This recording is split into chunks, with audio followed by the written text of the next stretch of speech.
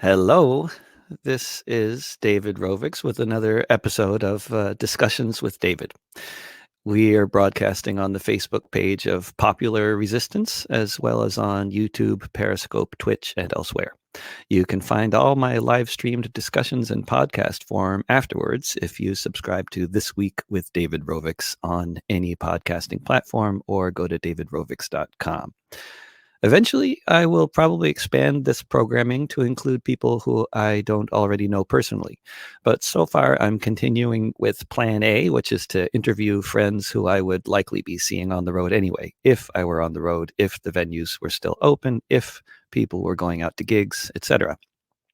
Ramsey Kanaan is one of those folks I used to see on every visit to California because pretty much every visit to California involved another little show at the AK Press warehouse in Oakland. After Ramsey founded AK Press and was part of the AK Press collective for decades, he founded PM Press, which has been his primary obsession since, I believe, 2009, aside from raising two children. One of the first things PM Press published was a series of pamphlets, including one from me on how to be a troubadour called Sing for Your Supper. There are a lot of different reasons why I might want to live stream a discussion with Ramsey Kanaan, who is a wealth of knowledge on a very wide variety of subjects, actually very much like one would expect someone to be who has spent decades as an independent book publisher, which clearly involves a hell of a lot of reading, among other activities.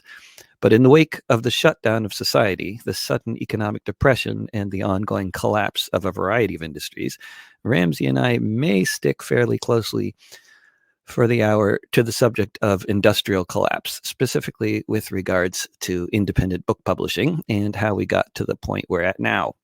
Ramsey, welcome to my little live stream show. Thanks for having me.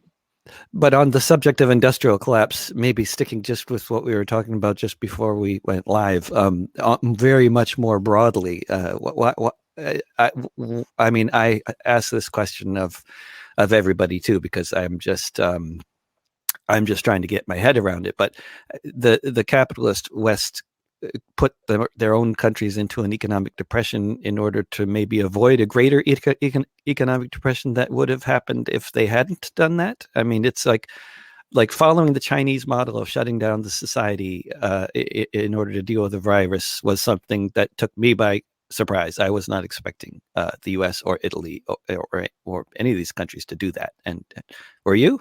I mean, I think to me, it's a classic example that the ruling class don't actually know what they're doing.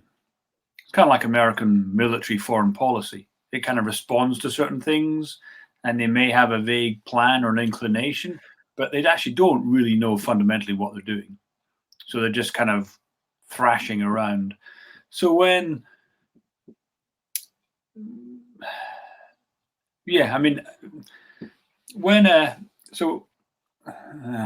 we have a PM's accountant is a fantastic accountant. Partly he's a fantastic accountant because he's a right-wing maniac, which is exactly what you want in an accountant. All right. He hates the government and doesn't want to pay taxes. And he's a chartered accountant, so it's all above board, but he will do whatever he can to ensure that we don't pay taxes. So it's exactly what you want in an accountant. Libertarian, yes. Yeah, of some sort. Of some sort, yeah. Any kind of libertarian will do when it comes to accountants, I guess. And he said to me very early on, he said that what was going on in America, the shutdown, and California, was the Bay Area, I believe, was the first place in America to actually institute a shutdown. So we've been on lockdown since the second week of March. But anyway, he said to me that this is utterly insane. He said, why would you sacrifice 80% of your productive population for the 20% that are actually not productive?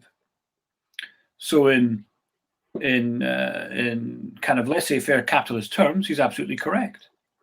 Your 80% of your workforce, who have the potential to be productive, are being sacrificed for the 20%, i.e. the old people, who are no longer productive for society. But from a humanitarian perspective, it's it maybe makes more sense because it's not that the 80% are actually being sacrificed; they're actually just staying at they home. are being sacrificed in an economic sense. Like you're shutting down the whole economy to save 20% who actually don't give to the economy. And Trump kind of echoed that logic. I think actually Trump is interesting for all kinds of reasons, but that's because he's largely honest and says things that other politicians won't say because they have more decorum, or they're more used to lying, or they have better PR. Whereas Trump came out very early on and said, "Look, the what was it? The cure is worse than the disease." Mm-hmm. And not only is he correct in economic terms, but he also said, which is absolutely true, that you can't have people locked up. I think he actually mentioned domestic abuse would go up. And again, he's actually absolutely correct. All these calculations haven't actually really been made, right? I mean, when leaders of governments, it seems like they were like, okay, they get the understanding of what an exponential growth curve looks like and how scary that is, and so they respond to that. But then the other calculations involved with how many people are now going to die, of course, especially in places where they don't have like things like refrigerators commonly. Like you can't stockpile food in so many parts of the world.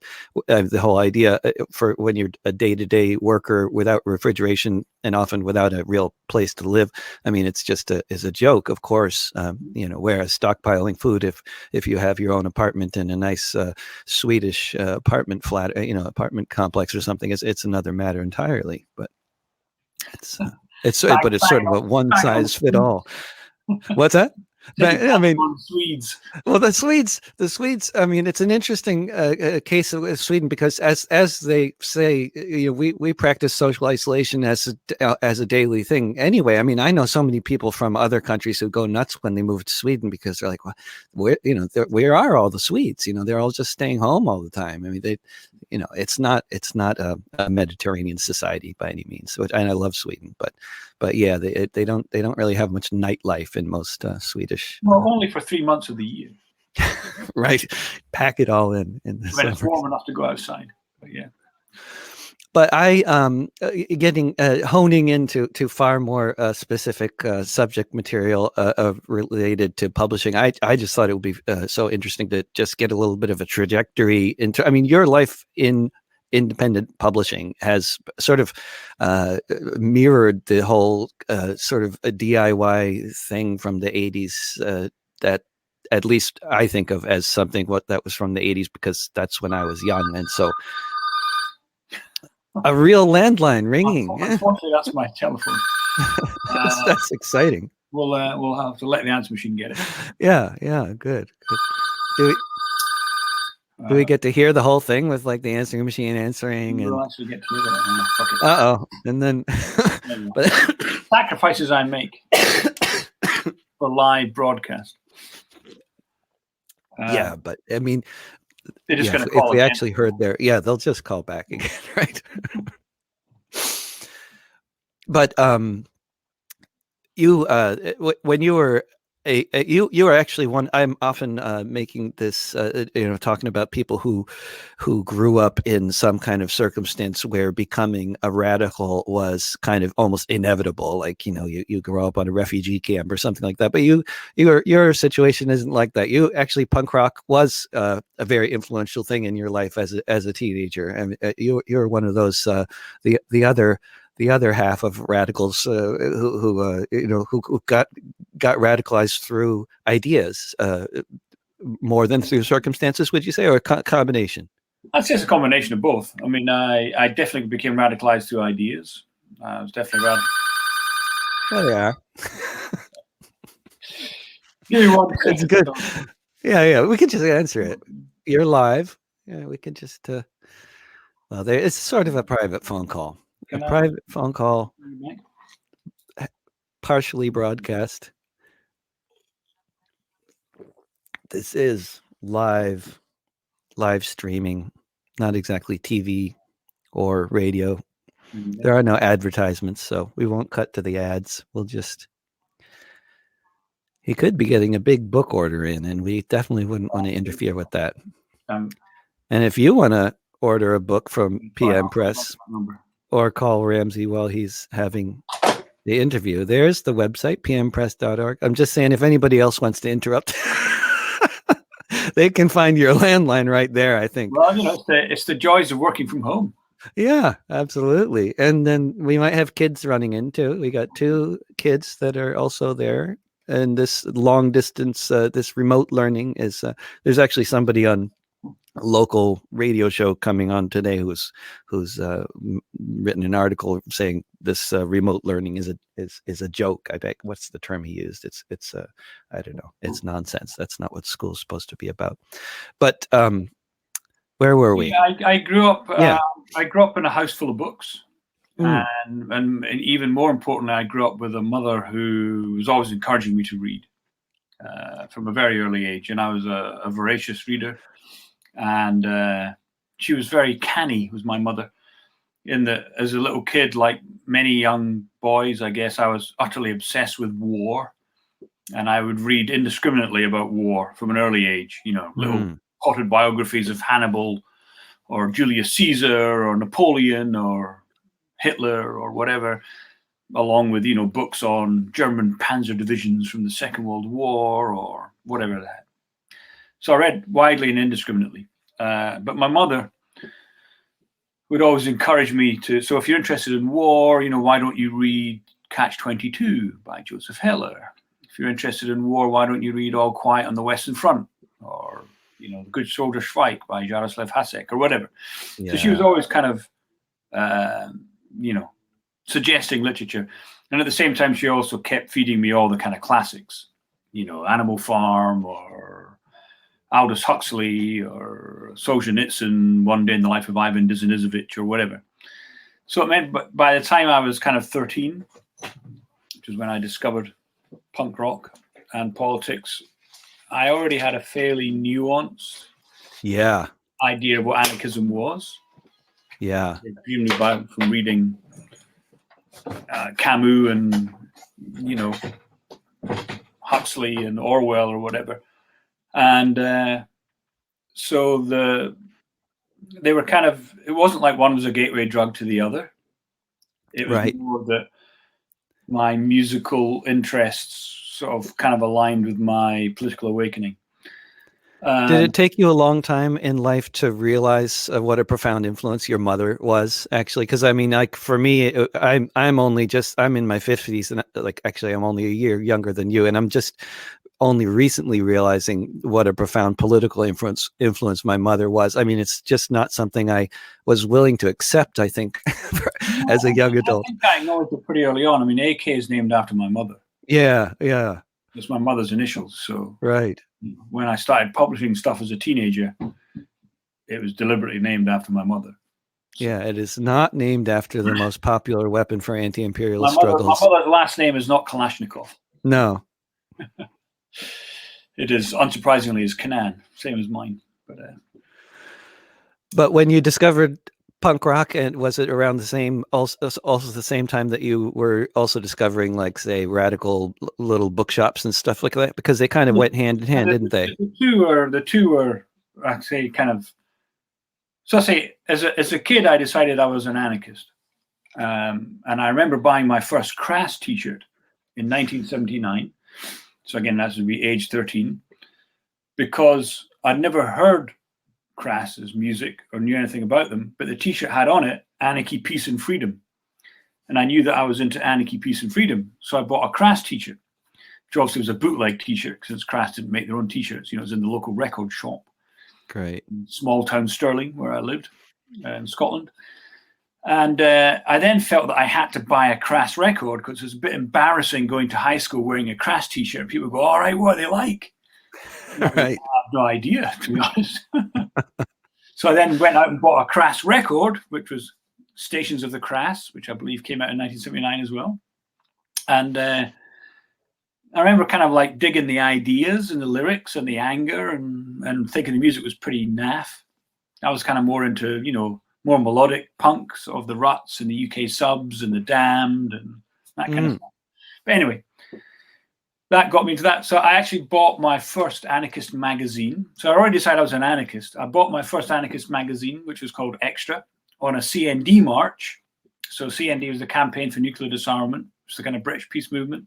Right. So again, there was a CND march again in 1979. And I went on this march as a young fledgling punk rocker. And there was these punks were kind of like paper selling, they're selling this anarchist magazine, which was called Extra. All right. So I bought it from them, partly because it was punk rockers selling it. Yeah. And and then whatever.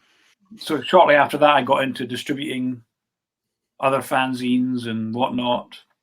And I started going down to London in all the school holidays and hanging out. And it was in London that I met people that were doing the dissemination of ideas on a more systematic matter. Right. Big gig, which is now kind of vaguely legendary in the anarcho-punk world, where Crass and all of the kind of bands at the time, the anarcho bands squatted this rock venue called the Zigzag, this big rock club. Uh-huh. They squatted it and put on a one-day gig. They squatted the venue, but it was like a venue that was actually a functioning, happening venue at the time, and they just I think they decided to squat it because it had recently closed. Okay. Mm-hmm. So in effect, it was actually functioning. I mean, okay, right. It still had everything. But because I remember it was still functioning because there was still kegs of beer, which still worked. Excellent. So I think it had actually very recently closed. Highly functional. Yeah. So this is in 1982. So I'd have been 15, 16 at that point. So I was already distributing literature. So I remember walking around that gig with my plastic bag full of fanzines, going up to innocent concert attendees saying, "Hey, do you want to buy a fanzine, mister?" Great. Even in those days, the typical response was, "What's a fanzine?" Oh, wow. And I'd be like, "Hey, it's got Crass and UK subs in it. It's got all your favorite bands, and it's only 10p or whatever." Yeah. At this gig, so there was a bunch of kind of old, weird, bearded guys sitting behind a table. I say they definitely had beards. They probably weren't very old. They're probably 10 years older than I was, but to me, they were fucking crumbly ancients. Yeah, from the 60s. Anyway, yeah. But nevertheless, at that age, I realized that sitting behind a table selling literature is a much better way of doing it. So being the annoying little kid that I was, I went up to them and said, "Who are you? What are you doing?" And asked them a million questions. And it transpired that they were from Houseman's Bookshop, which is still going. Wonderful place. I just played there a few months ago, actually. Yeah. And Houseman's at the time was it was explicitly radical bookstore. It had 2 floors at the time. And it was kind of a hub of that kind of radical activity in London. And the people that worked there were a wide mixture of kind of the left. There was anarchists that worked there. There's people there was a member of the Communist Party. There was a member of the obscure Trotskyist group called the Workers' Revolutionary Party. So they're a kind of cross section of the left, the people that work there. And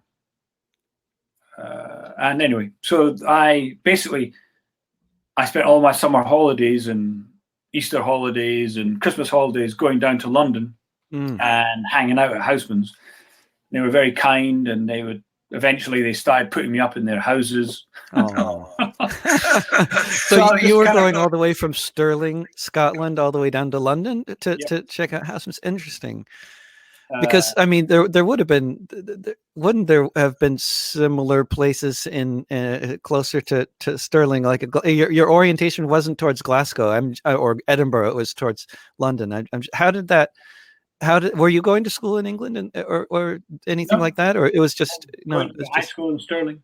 But London was just like the big city anyway, so that's London's the big city. I mean, I was part of that kind of punk underground. And the punk underground was at that time really London focused, was it? But because of the kind of tape trading and letter writing, in those days, of course, it was all physical letters. So people correspond with each other. So through punk rock, through tape trading, through being in a band, I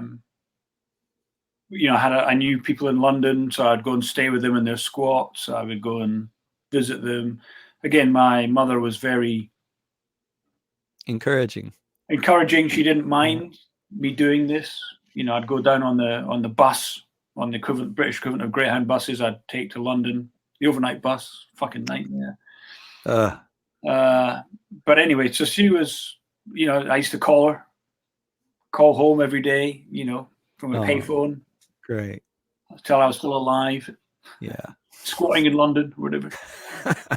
But anyway, so, but the Housemans were a real education. So at the time, Housemans were not only a fantastic bookstore, and hence this repository of all the kind of the production of the left, they were also a distributor, and they were also a publisher. And so they were really the kind of nexus of radical publishing. And so they, in many ways, they literally kind of mentored me. Yeah. Distribution and publishing. So the first books and pamphlets I published as a kid were kind of co-publications with some of the folks that worked there.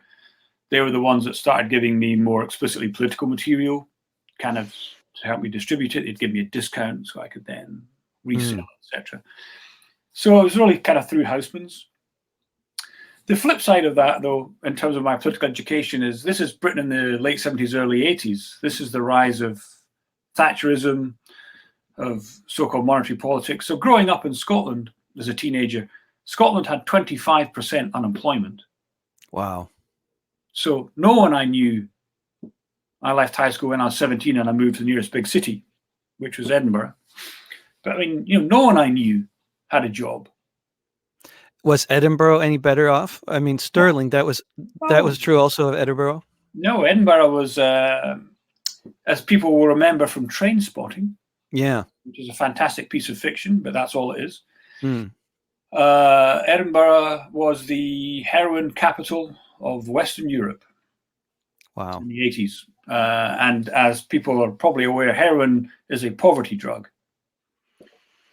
And so, as Train Spotting didn't show the effects heroin had on the city, which was a fucking disaster, complete nightmare. So that was me growing up. That was kind of Scotland in the 80s. It's fucking miserable. And what was it in terms of the scene with? I've heard Attila the stockbroker has often talked about how violent things could become in the early '80s in places like London with the fascists and attacking gigs and that sort of thing. Did you see much of that going on? Was it Housemans much of a target at that time? Housemans wasn't, but again, well, there's two things. One is violence is a part of kind of working class life. So it's a very violent society in general. Again, I don't think I went to a punk gig where there wasn't a fight at the gig. Often there wasn't blood spilled. Again, you're talking about working class kids who spend their whole life fighting. Wherever the reason is to fight, you're in a different gang, you support a different football team, i.e. a soccer team, it'd be called here. You go to a different school, you live in a different part of the city, you come from a different housing estate. I mean, there's whatever the reason. There's always, and again, that was, if you're in a youth cult, so to speak, youth subculture like punk, you'll fight people who are not punks, but equally you'll fight other punks who are again from a different city or a different high school or support a different. I mean, Again, when I was living in Edinburgh, so that was in the mid '80s. I lived in Edinburgh in the mid '80s to the mid '90s until I moved to the Bay Area. So I lived for 10 years in Edinburgh. During that time, on the weekends, 50% of admissions to the emergency, casualty, whatever you call it, the emergency thing in the hospitals, 50% of the admissions on a Friday and Saturday were stab wounds. Wow. 50%. Yeah, that is, I mean, having been walking around downtown Glasgow on a Saturday night at midnight is some of the scariest. I've seen some. I mean, everybody's fighting every block. Sometimes it's like just drunk people attacking each other. So that's the context of that. It's just kind of working class life. So yes, right. It's very violent, and violent is, I mean, so commonplace as you said. It's like to be ordinary. Yeah, it's not like, but. So on top of that, yes, we had fights with skinheads. And again, we went through a phase in Edinburgh when there was a bunch of skinheads who were Nazis and they would come to the gigs and we had we went through that fighting skinheads and kicking them out of punk and whatever. So yeah, we went through Right. all of that as kids. But it's interesting. You have a broader sort of. I mean, obviously, it's all in the context of this kind of like. I mean, I've read something about talking about how the rise of football hooliganism sort of went hand in hand with the collapse of British industry, and how that may not be a coincidence. No, you don't buy that theory. I mean, kids, young people have been involved in youth cults and subcultures and have been fighting each other ever since the teenager was invented, which, as you know, was a kind of post-Second World War invention. Because before then, everyone went to work when they were 13, 14, 15. Right. So the invention of a teenager, teenagers didn't exist until after the Second World War. As soon as that happened, you get all these youth scares. You know, it wasn't like that in my day. Kids are more violent than they used to be. But I mean, there's always been gangs. Before punks fighting skinheads, there was mods versus rockers, as people remember from Quadrophenia, etc. I mean, before that, there was, in the 50s, there was the Teds. I mean, and certainly gangs didn't start in the 50s either, as people. Yeah. You know, gangs of New York. Gangs of New York. Yeah. I mean, again, so this stuff has been going on. Yeah. If not for time immemorial, it's been going on for a while. Yeah, it's certainly one of the reactions to alienating aspects of society. You could probably assume that. The interesting thing for me about punk, other than it happens to be a genre of music which I personally like, I also personally like new wave. I also personally like quite a lot of heavy metal. But the interesting to me about punk was then, and still is now, which I find fascinating 40 years later, and it really has been 40 years since I've been involved in punk rock and politics, is that punk is still the only youth culture or subculture, or whatever you want to call it, which still has a significant political component. However, and then again, I have a long criticism of that political component, but nevertheless, it is still the only youth culture which I say has a significant political component, which has remained consistent and is still hence one of the primary gateway drugs of people to politics, of young kids to politics. You know, people are still discovering radical politics through punk, 35 years after Crass broke up. And, And how, I mean, punk, one of the ways that it manages to maintain this kind of like edge is, it seems like as soon as one form becomes a little bit kind of co-opted, then there can be a new form that's even louder and even more shouty and even less melodic and even more industrial. No, that's not the secret. Why has it maintained? We had all that horrible shit in the 70s. That's not helpful. No. I mean, all those genres have existed again throughout time. I mean, what's also interesting to me is that, punk undoubtedly, certainly in the UK, punk politicized a generation. Yeah. And, Crass claimed at the time that they single-handedly reinvigorated not only the peace movement, but also the anarchist movement. And while I think there's some hyperbole to that, I think there's a lot of truth to that. And certainly there's very few people of my generation that came out of Britain that didn't come through punk and were not influenced by punk. I mean, again, you think of every musician that came post-76, whether or not they played punk, if it wasn't for punk kind of kicked down the doors. If it wasn't for punk, there'd be no Elvis Costello, there'd be nothing that came after it. There'd be none of the electro pop of the late 70s, early 80s without punk. You think of the people like Vince Clarke from, who's been in every famous electro band since, of course now I can't remember any of the names. But I remember seeing, what's the name of his band? The first band he was at, Just Can't Get Enough. Come on, I don't know. You know that song? No. Oh, come on. You're my age. I know. I'm a terrible musical historian. Oh, dear. Of course, now I'm old and senile. Anyway, I saw his band playing on Top of the Pops, which is this British kind of pop program, and doing their first hit single. They're electronic band. They just had keyboards, and a vocalist. So they're the kind of one of that first wave of kind of electro pop bands. And he was wearing a Crass t-shirt on Top of the Pops. And I thought, wow, what a great guy. Anyway, be that as it may. So I find that fascinating about punk. Yeah.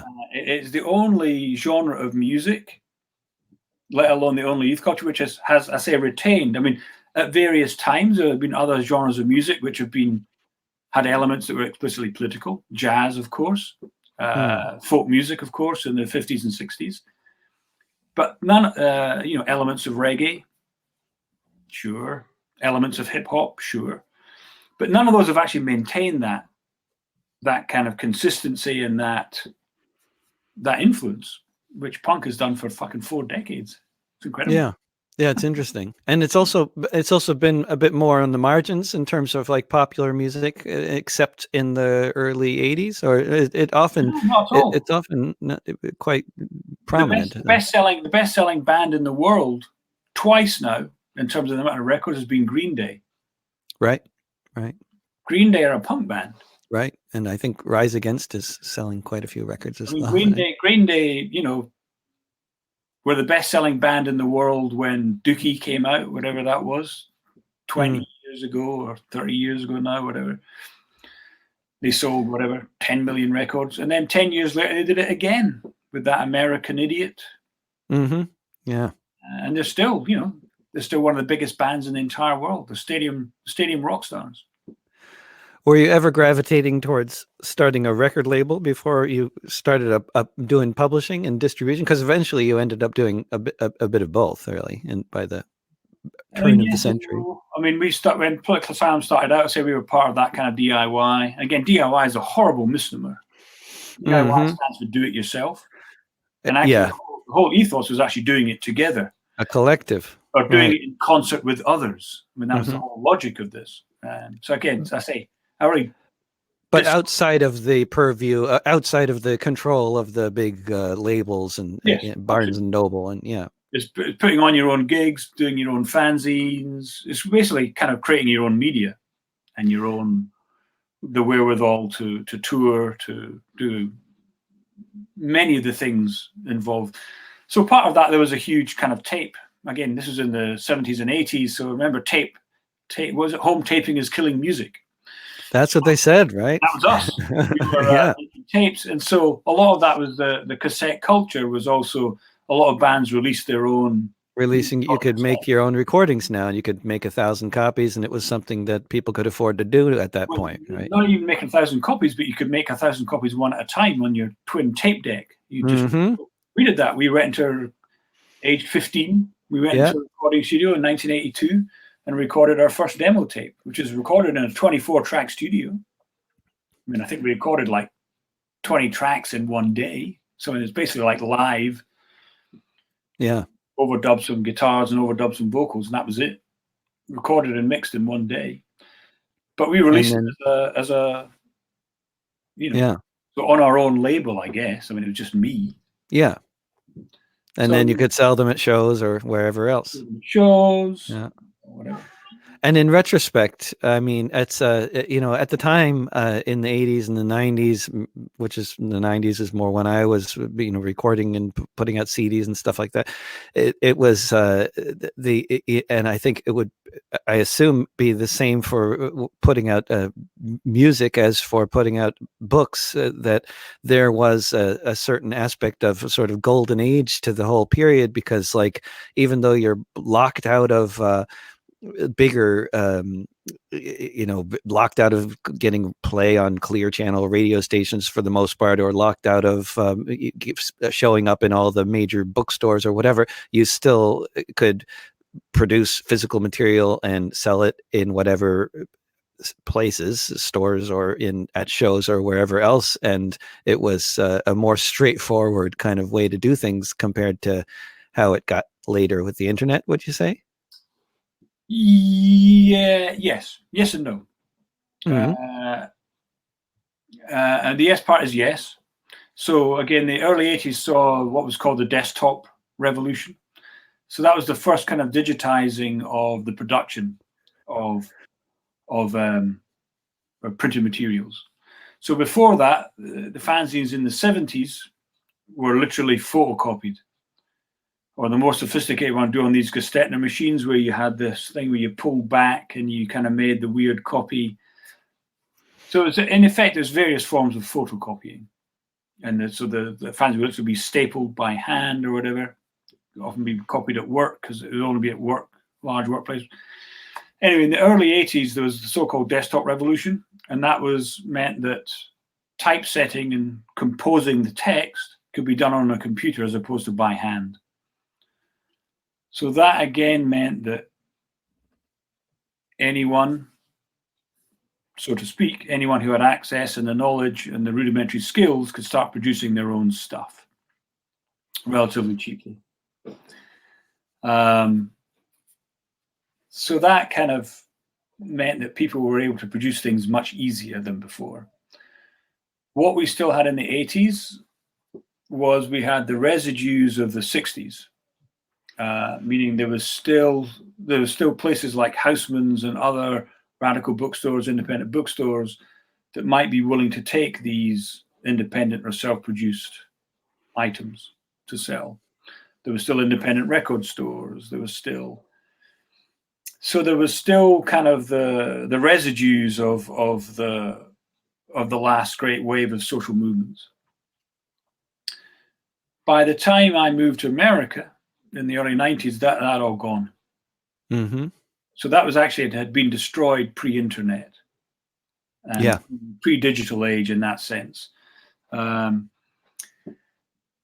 that was destroyed by the rise of, firstly, in the 80s, by that. So I say, so I've been involved in the dissemination of ideas, shall we say, for 40 years now.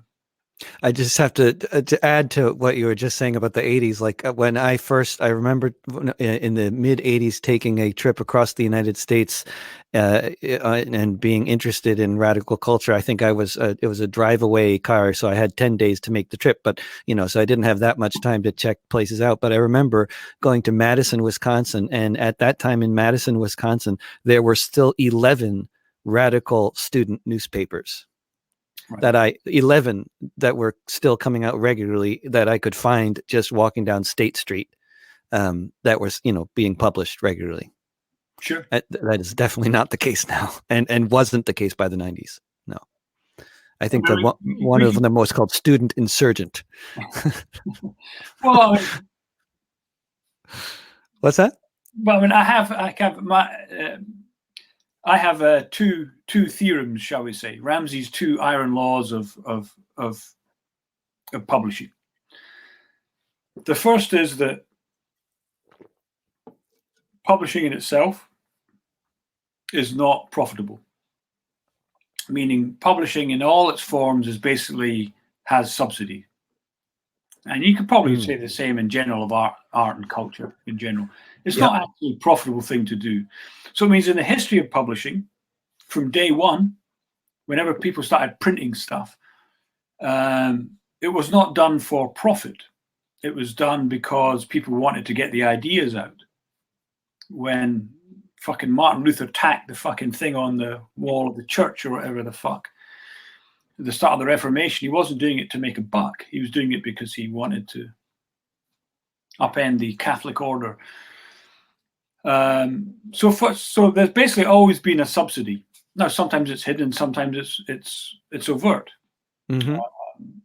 And sometimes the subsidies, like Matt Callahan, one of the authors who you have published, as he notes about the music industry, that one of the things we could call subsidy is the fact that most of the industry survives on volunteer labor of one form or another. Like there are people making money, but overall, the whole industry couldn't possibly exist without most of it being reliant on volunteer labor. So self-exploitation, to use a more capitalist term, is one of the forms of subsidy. I mean, there are a lot more overt ones. Throughout history, often literature or music or art has been subsidized by the political party. the Communist Party was obviously funded by Moscow. So all its publications, it might be funded by the trade union. It might be equally funded by the right-wing think tank. In Sweden, any newspaper with more than 2,000 subscribers gets 6 full-time employees paid for by the state, regardless of their politics. Yeah. It could be subsidized by the state. So again, there's no poetry that's published in the Western world that's not paid for by Arts Council grants. Right. If you're in Canada, there's no book or musician that exists that's not published that's not funded by the Canadian state.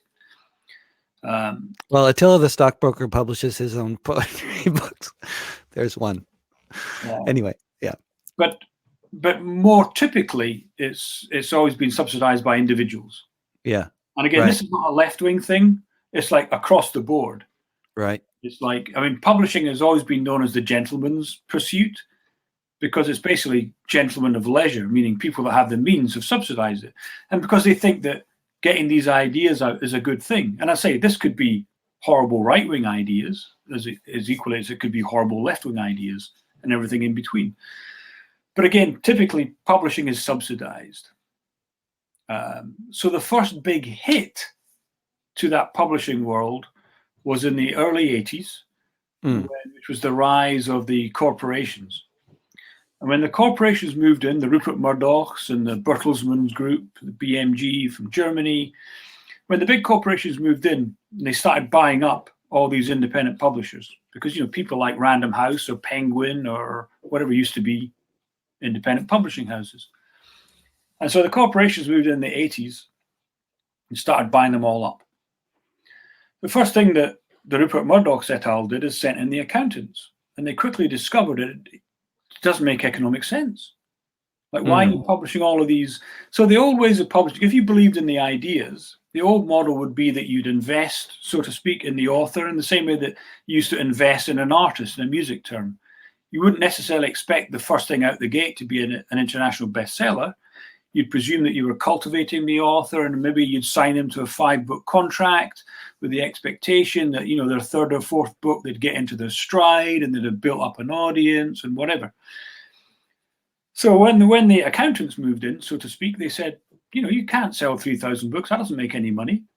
So the first thing when the conglomerization, if there's even such a word, started happening, was that they laid off all the authors. All the, quote, mid-list authors and the backlist authors got laid off. They cancelled their books. They cancelled their contracts. It doesn't make any money. So that was the first kind of body blow to publishing, is when it actually became a more obviously and strictly commercial enterprise. Well, around that same time in the early 80s when Reagan passed the law that deregulated the radio stations, that's when everybody discovered that the only reason commercial radio stations had journalists that they employed in a news department, which they had, was only because they had to have news departments. And if you're going to have a news department, you have to have a journalist. So they they closed all their news departments almost overnight and laid off 5,000 journalists. So I don't know if that sort of law, it wasn't exactly a subsidy, but the law requiring that they had news departments, that just getting rid of that law just gutted the entire industry. I don't know if it happened. Similar things happened with publishing, but it was the same kind of conglomerization, huh? With Clear Channel and with publishers, it was like a few corporations that were just buying everything up. Same kind of phenomenon. Same logic. Yeah. As I say, so and again in the old days of newspaper publishing, it used to be the publisher was the person that had the money, and in effect subsidize it. Typically because the publisher wanted to do it for whatever reason. Everyone accepts that subscriptions don't make enough money, which is why you have to take advertising. But typically that doesn't make enough money either. I remember reading, again, many years ago now, the autobiography of Victor Navarsky. Victor Navarsky was the publisher of The Nation, which... most people listening to this will be familiar with. And I read his autobiography. He was the publisher of The Nation for 30 or 40 years, after the Second World War. for many decades. Now, he said quite openly in his autobiography that as a publisher, he put in $1 million of his own money into the nation every year. Wow. Now, obviously, Victor Navaski is a rich bastard. And again, if people have got money, I think it's fantastic when rich bastards give their money to good causes. What better could you do with your money if you're a rich bastard? So I don't hold that against him. Again, I'm just illustrating that by the fact that these things don't make money. They're not commercial enterprises. Even something like The Nation with its 100,000 subscribers and its weird ads for cruises on the back page or whatever the fuck, they don't make any money. That's what being the publisher is. And again, I said the same is true across the political perspective. I.F. Stone fucking paid for his magazine with his own money. Yeah, actually, another a book that AK Press put out recently, a biography of Luigi Galliani, the Italian anarchist. It was one of the things I noticed reading the biography was how much of his younger life in Italy was subsidized by a wealthy, I believe, Swiss anarchist who paid him to translate Kropotkin into Italian and stuff like that. But that's how he survived. Read Living My Life by Emma Goldman. Right, same kind of thing. She had wealthy liberal friends, supporters who paid for her. Yep. Obviously, being a professional agitator doesn't pay your rent or whatever.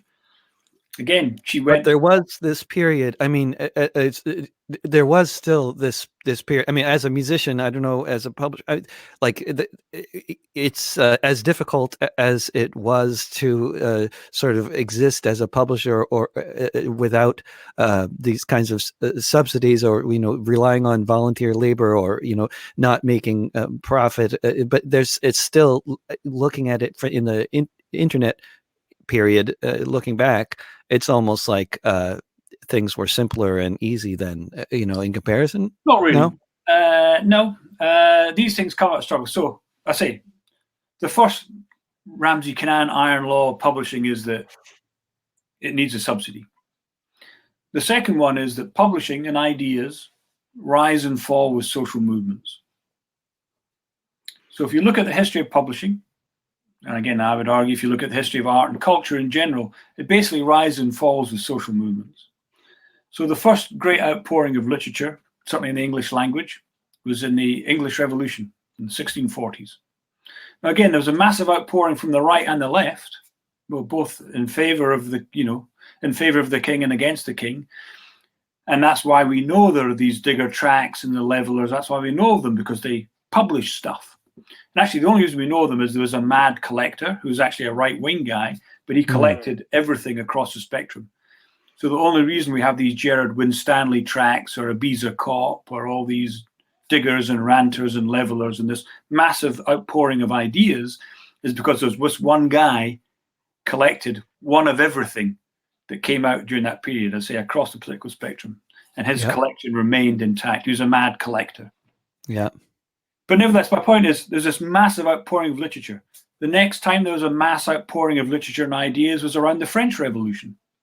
Again, both for and against. This is when Thomas Paine's Common Sense in the 1790s sold 100,000 copies of Common Sense were sold in the UK at the time. The UK at the time had a population of only 6 million, the vast majority of whom were illiterate. Yet it sold 100,000 copies to that largely illiterate population. At the same time, this was the time of Edmund Burke, who was writing, saying, against the French Revolution, saying, hang the bastard when it came to Thomas Paine. So yeah, there's this massive outpouring of ideas and literature.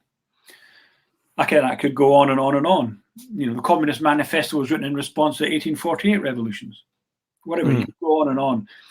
The last time we had massive social movements around the world was in the 60s. So the 60s not only generated women's liberation and gay liberation and black liberation and blah, blah, blah, blah, blah, Irish liberation, national liberation, you name it, but at the same time, they hence generated those ideas, and those struggles generated a body of literature. The most famous of that literature was published by the big bastards at the time. So, you can read, whatever, Blood in My Eye or whatever. These were initially published by the usual bigger people who may or may not have sympathies with these, but can think they can sell it. But the majority of that literature and those ideas was published by people who had to do it themselves. Again, let's just think about it conceptually and also practically. Before the gay liberation, the concept of gay literature didn't fucking exist. Legally, the concept of being gay didn't exist. So there's this massive outpouring of literature and ideas around gay liberation. No one's publishing it, so they had to do it themselves. Because they had to do it themselves, they had to set up their own publishing companies. They also then had to set up their own distribution networks, so their own distributors. They had to set up their own bookstores and their own avenues to actually do it. The same is true of women's liberation. Before the 60s, the concept of women's literature literally did not exist. A few women were writing, very few, often previously, of course, under male names, George Eliot or whatever. So again, women's liberation not only the movement, but again, they had to set up the wherewithal to distribute those ideas. So the 60s was not only the rise of women's liberation, gay liberation, black liberation, but it was the rise of gay bookstores, women's bookstores, black bookstores, anti-nuclear bookstores, etc., etc. And it was the rise of these publishing co-ops, these distribution co-ops. So this whole network comes into effect in terms of art and culture, as you're familiar with, and you still get some of the last vestiges. Across Europe, people fought for their own spaces. And it was out of that fight for literal space that came not only squats, but social centres of things that, again, eventually the state said, okay, we'll subsidise them because we're sick of you guys fighting. Mm-hmm. Fighting and rioting and causing havoc. All right, fuck it, we'll give you a space and we'll fund it. Yeah. Reluctantly. Yeah. But please stop rioting. Mm-hmm. So again, this came out of these movements in a very literal sense. So as we were saying earlier in the conversation, us folk that started doing our own stuff in the 80s were benefiting from those last vestiges of stuff which had actually basically happened only 5 or 10 years ago. So I like to give a concrete example of this. Mm. In 1984 in the UK, so again, remember I was this little kid selling stuff out of his plastic bag and whatever. Mm-hmm. I was distributing radical literature. And probably maybe even by 84, maybe I even started publishing a few pamphlets and whatnot. In 1984, in the UK, there was a federation of radical booksellers. Now, the name is important. It was a federation of radical booksellers. To be a member of the FRB, you had to have a storefront. So they actually wouldn't let me join, not because they thought I was a little wanker, but because I didn't have a storefront. I mean, I didn't have a storefront because I was still living in, with my mum. Right. Out of my bedroom. Of course, I didn't have a storefront. But anyway, point being is they had 52 or 54 members of the FRB. So not only were these radical bookstores, they were self-identified as being radical bookstores. So they weren't a good quality independent bookstore that might sell some good books. These are people that self-identified as being radical. So again, it was your gay bookstores, you name it. So at that time when I moved to Edinburgh, which was actually in 1984, after the miners' strike, which is another story. Edinburgh at the time had a radical bookstore called the 1st of May. It had a women's bookstore, which I think was called Women's Zone. It had a gay bookstore, and it had an anti-nuclear kind of peace movement bookstore called Rising Sun. So Edinburgh had 4, again, self-identified, explicitly radical bookstores. It had a whole plethora of other independent bookstores, who were just a good bookstore. But it wasn't just the social movements that allowed Edinburgh to have 4 bookstores at the time. They also sold some books in those bookstores, no? They sold some books, but again, it was those bookstores literally came out of the social movements. Yeah. It was a feminist bookstore. There was an anti-nuclear bookstore. There was a more generically radical bookstore, the 1st of May, and there was a gay bookstore. And any kind of similar social movement that came around today, or it could potentially have all sorts of bookstores in different institutions like that, right? Is it? I mean, that's one. I mean, potentially, right? Because it's not a matter of. But let me finish. Yeah. Please, keep going. So in 1984, there was 52 or 54, whatever it was, explicitly radical bookstores that were members of the FRB. By the time I moved to America, which was in 1994, there were 6 of those bookstores left. 6. All the ones in Edinburgh had closed down by that point. All of those. Because the sort of the sort of ripples of the social movements that had been able to produce those bookstores had basically kind of gone, right, by that point. The constituency had gone. There's no longer any organized social movements. Yeah. Equally importantly, there was the infrastructural problem, because the movements often rise and fall on whether they are A, going to create some infrastructure, shall we say, and B, whether they can retain it. Again, you and I grew up basically on the backs of the CP and the Quakers. Yeah. Because the CP and the Quakers actually had infrastructure, and they kept it for whatever reason. So that's why radicals always meet in CP buildings or Quaker buildings. Houseman's is a beneficiary of that. Peace News own that building. The only reason that Houseman's is still there today is because the Quakers bought that building. I figured there must be an explanation like that, because otherwise the rent would be insane in that neighborhood. Would be completely cost. They're in, yeah. Anyway, but my point being, so as I said, the first kind of attack on the book trade as a trade was the kind of moving in of the conglomerations, the corporations, and their accountants, who said, this shit is not profitable, so we're going to start downsizing all the authors. The second attack in the early to mid 80s was the attack on the so-called supply chain, as we'd call it today, and that was the rise of the chain bookstores.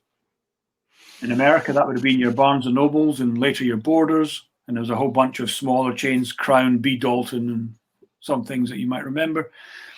In Britain, the major chain was Waterstones, which I think still exists, now owned by some Russian oligarch, I believe. But what the chains did, very explicitly and deliberately, was to put all the independent bookstores out of business. They'd offer the bestsellers at discounted, and while there was a demand for the radical stuff, they'd stock it. Why not? If it sells, they'll stock it. And so the chains deliberately would open, across the street from the independent, on the high street store or whatever. So it was a combination of that supply chain no longer being economically viable in terms of the independents, with the lack of social movements of interest. Again, Houseman's, the story of Houseman's is a fantastic example. So as I said earlier, for those of you still paying attention, Houseman's were also a distributor and a publisher in the glory days of the 80s. One of the things, and they were nominally a member of Peace Bookstore. They were owned by Peace News. So they're nominally this kind of pacifist bookstore. And again, the people that worked there were often in direct conflict with their owners, because the owners would be aghast that, the people that worked in the store threatened to quit because the owner said you can't carry Class War, which was an incendiary anarchist magazine in the kind of late 80s, early 90s. And the Peace News, the owners of the building, their landlords, I guess, were aghast and said you can't sell this in your store. It's opposed to everything. It's everything we're opposed to. Great. Philosophically, politically, in every other way. And to their credit, the people that worked in the store, who were not all anarchists, said, "No fucking way. We're going to quit overnight." And so they won that battle. Anyway, my point being is, the main stuff that Houseman's would often publish and some stuff they attributed was all this pacifist stuff. They were the main distributors of Gandhi's autobiography, which they purchased from some little Indian co-op, literally from India, and they'd import it from India, and they'd distribute it through Houseman's. Now, again, in the 80s, if you recall, there was a film came out about Gandhi. Now, because that film came out, of course, Gandhi became flavor of the month. Since even in those days, of course, publishing often follows what's big in Hollywood. And so Penguin, at this point a major corporation, immediately bootlegged Gandhi's autobiography, again without the permission of this small Indian publisher. Wow. And suddenly, of course, Gandhi's autobiography was in every fucking chain store and every high street store, following the release of the film. So, unsurprisingly, Houseman's sale, they've been heretofore the exclusive distributor of Gandhi's. Houseman's sales of Gandhi's autobiography were decimated. They ceased to exist overnight. Again, that's what happens when the big boys would. But again, that was kind of replicated across the board. Mm-hmm. Right. So, as I say, by the end of the 90s, there are no independent bookstores left, more or less, radical or not. Right. So by that point, the book trade is already is terminally fucked. This is long before the internet's ever right, or certainly invented in terms of a popular sense, which was in 1994. Mm-hmm. But by 1994, the book trade has already been mortally wounded, I would argue. Yeah. Again, you think of that also, you look at the supply chain. So, and of course, once all the independent bookstores go out of business, the chain stores that are left, and even the big indies that are left, of course, no longer carry that diversity of material. They don't have to. And also, there's no demand for it. So it means the rise of the chain stores not only put all the independent bookstores out of business, but it put a whole wave of independent publishers out of business. Because there's no longer somewhere they can sell their stuff to. Because the chain stores are no longer going to carry women's literature. They're no longer going to carry gay literature. They're no longer going to carry black literature or whatever you want to call it, because there's now, quote, no demand for this material anymore. So I say the entire mechanisms for disseminating that literature are now fucked. And on top of that, the subsidies that you would have got from the social movements in producing that literature has also gone, because there's no social movements anymore. Yeah. So when the internet came along and the rise of Amazon, that was kind of just yet another blow to an already mortally wounded beast. But that must have been a profoundly powerful blow, along with later the shutdown of the country, which is another matter. I said the shutdown of the country, again, it's just put that into stark relief. Right. I mean, again, yes, the current shutdown of the entire world's economy, again, it's just put into the kind of stark relief that fragility of the entire supply chain, but also the way that one does business. The fragility, the mortally wounded nature of the industry. But I mean, the industry is already fucked. Yeah, mortally wounded, as you put it. Yeah, right. Now, your typical publisher, and again, of the right or left or center, your typical publisher today, more than 50% of their sales go through Amazon. Yeah. So part of the problem with the shutdown wasn't just because every bookstore in the country is shut down. And again, once it's 50% of your sales go through Amazon, that's only 50% bad. Mm. The problem was that Amazon, as you recall, decided that they were going to maximize their profits on toilet paper and hand sanitizer. So Amazon stopped shipping out books. Right. And Amazon formally announced this to the book trade. Again, as someone that's part of the book trade, our distributor got a notice from Amazon saying, we're not going to order any books for the next month. After becoming the dominant platform for book selling, hegemonic platform. The only place left that you could buy a book. Yeah. They officially announced that they weren't going to buy any more books from the publishers and the distributors. And then, and now what are you supposed to do? Apply for loans from this program that might send you a loan next year or something? Well, they say something, but they say these are just that's what I'm saying. These are further blows on already mortally. Right. I mean, the situation has already been completely fucked. Again, there are a whole bunch of other factors that go into this. Again, of which, kind of like the quarantine, of which we actually have no control. Yeah. Adult literacy has been falling ever since the neoliberal education came in. So adult literacy rates have been falling since the 70s. Also not helpful for publishing or for Not helpful society. for the world in general. I mean, for the world. Any revolutionary movement really batters on about fucking literacy. Yeah, right. Neoliberalism, part of that has been to actually make adults illiterate again. I mean, what's the cliche? The reading age of your typical person incarcerated in America is like second grade or something. Yeah, not by coincidence. I mean, it's so. Well, we there definitely are other bigger factors going on why the dissemination of ideas, shall we say, is utterly fucked at the moment. Yeah. I think I heard a speech, a really good speech by Glenn Ford from Black Agenda Report in New York City a few months ago, and he was saying, basically capitalism now controls our forms of communication, and capitalism is hegemonic when it comes to attempting to communicate in the modern period. I don't know if he's really exaggerating at all. No. I like using Russian platforms just because they're not from here, but it's probably not very helpful. We're being distributed. This is being distributed on a Russian platform anyway, but doesn't matter. Ramsey, we're going to have a part 2 to this conversation clearly, and then a part 3 because we've only just barely really covered the 80s, and we only just talked briefly about things past that. But I want to keep going with this if we may in another discussion. But thanks so much for joining me for this one. Really be my pleasure. Thanks for entertaining me. Yeah. So to speak. Good luck with those kids I hear on the other side of the door. They're doing their thing. Yeah. Talk to you soon. All right. Thanks. Thank you. And thanks everybody else out there for joining me for another discussion with David. You'll find this archived along with my other discussions on the Discussions with David playlist on my YouTube channel and in podcast form if you search for This Week with David Rovics in any podcasting platform, or just go to davidrovics.com.